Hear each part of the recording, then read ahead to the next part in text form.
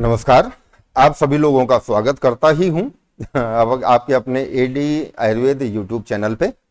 आज मैं एक बहुत छोटा सा वीडियो आप लोगों के सामने लेके आया हूं।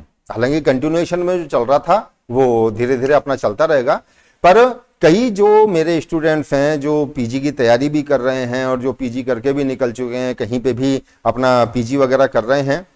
हालांकि ये जो क्वेश्चन पुट हुआ ये एक पीएचडी वाले ने किया है मेरे साथ में। उसने बोला कि सर जो चरक संहिता में बताया हुआ है और जो सुश्रुत संहिता में बताया हुआ है उन दोनों में एक पॉइंट पे आके ये मेजर डिफरेंस कैसे हो सकता है। मैंने उससे पूछा भी तो उसने मुझे बताया कि जो 41st चैप्टर है उसने वो जो पढ़ता है वो अंबिका दत्त शास्त्री जी की किताब पढ़ता है जो सुश्रुत संहिता की व्याख्या है हिंदी। उसमें उसने बताया कि सर इस तरीके से ये मुझे दोनों में कोई मिस्टेक दिखती है।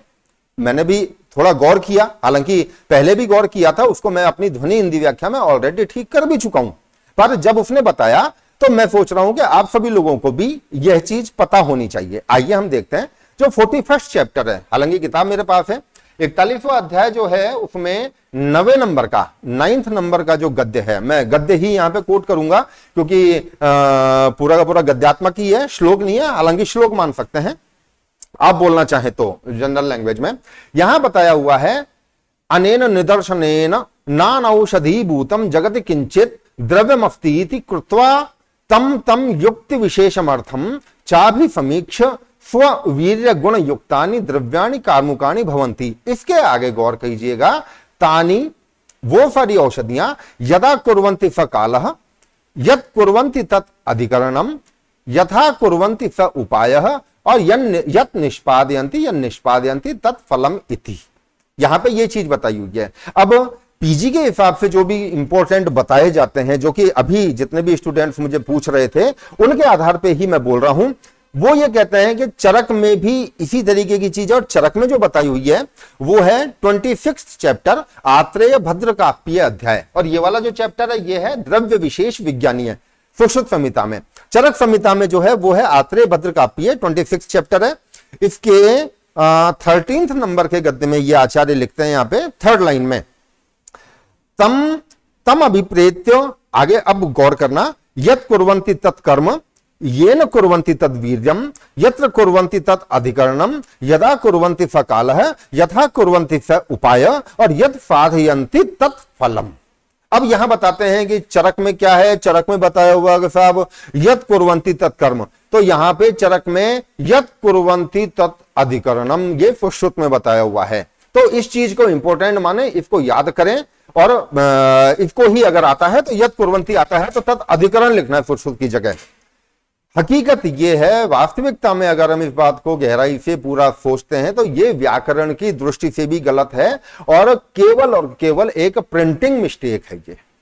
और जो चली आ रही है तो चली ही आ रही है, ये केवल एक प्रिंटिंग मिस्टेक है। अगर हम चौखंबा पब्लिकेशन की ही डलहन ने जो लिखी, आचार्य डलहन ने जो निबंध संग्रह व्याख्या लिखी है, ये निबंध संग्रह व्याख्या जो लिखी है उसमें देखते हैं तो लिखा हुआ है वही, रेफरेंस वही है, चैप्टर 41 द्रव्य विज्ञानी है जो था द्रव्य विशेष विज्ञानी, 9th नंबर का। इसमें 5th नंबर है, उसमें 9th है, अंतर केवल इतना है, ठीक है, वो चेंज हो भी सकता है। आइए, तानि यदा कुर्वन्ति स कालः यत् कुर्वन्ति तत्कर्म, वही चीज है जो चरक ने कोट की है, येन कुर्वन्ति तद्वीर्यम यत्र कुर्वन्ति तत् अधिकरणम यथा कुर्वन्ति स उपायः और यत् निष्पादयन्ति तत्फलम इति। इसका सीधा का सीधा जो अर्थ निकलता है, यदा कुर्वन्ति स काले, कब किया जाता है, यदा जब कि उसका उपयोग किया जाता है तब वह काल कहा जाता है। यत् कुर्वन्ति तत्कर्म, जिस प्रकार से वह कार्मुकता अपनी दिखाती है, औषधि वह कर्म है। येन कुर्वन्ति तद् वीर्यम, जिस कारण से वह अपना कार्मुकता अपना कार्य कर सकती है, औषधि जिस कारण से अपना कार्य करती है, येन कुर्वन्ति तद् वीर्यम, तो वह वीर्य के कारण अपना कार्य करती है। यत्र कुर्वन्ति तत् अधिकरणम, यत्र मीन्स जिस स्थान पर, अधिकरण आधार तो चाहिए ना कहीं, तो जहां काम करेगी दैट इज यत्र कुर्वन्ति तद् अधिकरणम, यथा कुर्वन्ति स उपाय, यथा जिस प्रकार करती है औषधि अपना काम वह उपाय है, और यह निष्पादयंती तत्फलम, और जो हमको प्राप्त होता है वह उसका फल है। आरोग्य अनारोग्य इन दोनों की बात नहीं है। अगर गलत तरीके से औषधि दी है तो उसमें भी यही सारे काम करेंगे, और जो उसका फल होगा वह बीमारी होगी या व्याधि की उत्पत्ति और हो जाएगी। ठीक है, अगर सम्यक रूपेण औषधि अपना ये काम करेगी, चीजें यही चलेंगी। ठीक है, अब मेरे हिसाब से क्या हुआ होगा, मेरे हिसाब से यद कुर्वन्ति तत्कर्म है, तो यहां आचार्य जो प्रिंटिंग मिस्टेक है, जैसा कि मैंने बोला, तो उन्होंने यद कुर्वन्ति टाइप करने के बाद में तद अधिकरणम, ये कुर्वन्ति यहां भी है, तद अधिकरणम ये टाइप कर दिया हो, जहां तक मेरा सोचना है।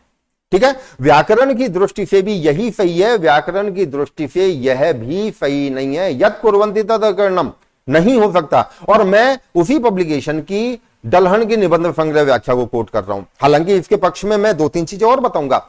अब नीचे जो व्याख्या कर रहे हैं, कारमुकाणी कार्यकराणी, कारमुकता क्या होती है, जो कार्य करना का तरीका उसका होता है जिससे वो कार्य करती है। तानि द्रव्याणि यदा यस्मिन काले, जब, इसका अर्थ काल, क्रियाम कुर्वन्ति स काल है। इसी के साथ में यद इत्यादि कर्म शब्देन भेषज द्रव्य व्यापार, भेषज द्रव्य का जो व्यापार है या औषधि की जो कारमुकता है वो, येन इत्यादि क्या है, वीर्यम इति शक्ति ही, येन ऊपर है ना, येन कुर्वन्ति तद वीर्यम, तो यह वीर्य जिसे की शक्ति कहा गया है।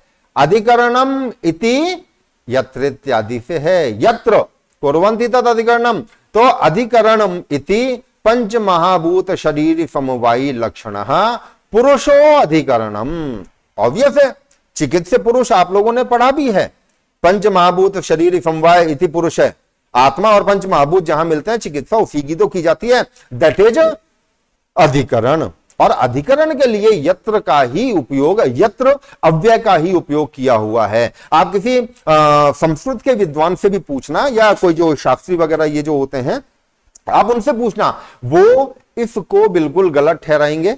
और निबंध संग्रह व्याख्या सेम पब्लिकेशन की जो है, ये जो हिंदी वाला ट्रांसलेशन है, इसमें टाइपिंग मिस्टेक हो सकती है, होती है, हो सकती नहीं, टाइपिंग मिस्टेक ही है। अब इसके पक्ष में हम एक चीज और देखते हैं, महर्षि यूनिवर्सिटी ऑफ मैनेजमेंट, इन्होंने वैदिक लिटरेचर कलेक्शन नाम से आयुर्वेद की बृहत्त्रयी और लघुत्रयी, इनको बाकायदा मूल जो इनके हैं उनको लिखा है, मतलब टाइप करवाया है, और बाकायदा पब्लिक डोमेन में है ये चीजें।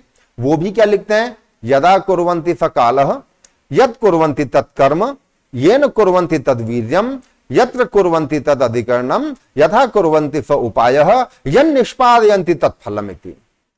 ठीक है, अब मैं आपको कोट करना चाहूंगा। चलो हमारी आदत होती है, हम जो भारत में जो प्राप्त है उससे कभी भी वो तुलना नहीं करेंगे, या कहेंगे कि भारत में, यहाँ पे तो यूं ही लिख दिया कि कोई बात नहीं, जो यूट्यूब चैनल पे बोल रहा है वो भी बेवकूफ है, और जो किताब में लिखा है वो भी कुछ नहीं है, हम ही सबसे बड़े ज्ञानी है। तो आइए मैं सबसे बड़े ज्ञानी की बात कर लेता हूं। सॉरी, सबसे बड़ा ज्ञानी तो नहीं, पर मैं उनकी बात करता हूं जिन्होंने सुश्रुत संहिता का इंग्लिश में ट्रांसलेशन किया था। ठीक है, अब ये चीज मैं आपको यहां पे क्यों बता रहा हूं, इनका नाम था कविराज कुंजलाल भिषक रत्न। और ये जो चीज है जो मैंने निकाली है, ये जो library of academic of medicine Toronto, university of Toronto की लाइब्रेरी में जो बुक रखी हुई है, मैं उसको कोट करूंगा। विल्किंसन प्रेस के 1916 में इसको कलकत्ता से प्रकाशित किया गया था, 1916 में विल्किंसन प्रेस ने इसको प्रकाशित किया था, और जो इसके ट्रांसलेटर हैं वो है कविराज कुंजलाल भिषक रत्न। ठीक है, विल्किंसन प्रेस की, उन्होंने भी जो बताया हुआ है ये देखिए, the time during which a drug और a medicine exerts its curative virtues, it is called its काल, दैट इज यथा यथा। ठीक है, और द पीरियड ऑफ एक्शन जो बताया मैंने आपको, that which immediately results from the use of applications of a medicinal remedy is called karma। ठीक है, वही फिजियोलॉजिकल जो एक्शन बताए, the principle in virtue of which the action is performed is called its potency, that is वीर्यम, येन वीर्यम। इसी के साथ in which the action take place is called its receptable, receptacle और अधिकरण। रिसेप्टेकल अधिकरण, अभी अभी पुरुष की जिसकी हम बात करके आए थे। The means by which it is affected is called it's agency, उपाय। ठीक है, while that what is accomplishes it called its therapeutic effect, that is फलम, यद निष्पादयन्ति तत्फलम। तो मेरी आप सब लोगों से केवल एक विनती है कि जो आपकी बुक में लिखा हुआ है प्लीज वहां पे करेक्ट कर लें।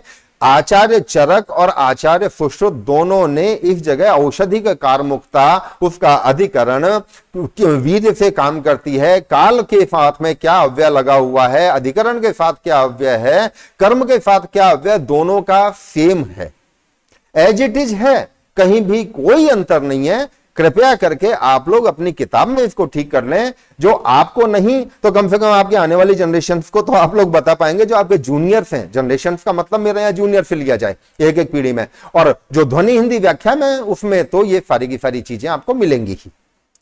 Thank you.